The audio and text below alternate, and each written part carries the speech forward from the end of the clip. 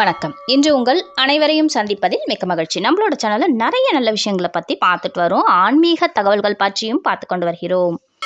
அந்த வகையில் இன்று நாம் தெரிந்து கொள்ள போவது கோவிலில் வாசல் படியை தொட்டு கும்பிடுவது ஏன் என்று தெரிந்து கொள்ளலாம். நாம் பொதுவாக கோயிலுக்கு சென்றால் படிகளை தொட்டு கும்பிடுவது, பிறகுதான் கோயிலுக்குள்ளே செல்வார்கள்.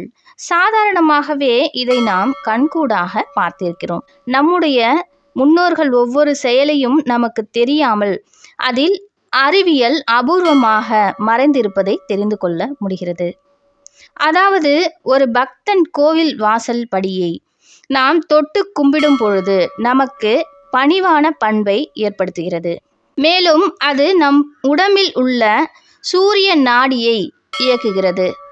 படிக்கட்டை தொட்டு பின்பு ஆக்ன சக்தியின் மீது வைத்து அழுத்த வேண்டும். இது நம்முள் உள்ள தீய சக்தியை விரட்டுவதோடு மட்டுமன்றி அதோடு தெய்வ சக்தியும் நமக்கு கிடைக்கிறது.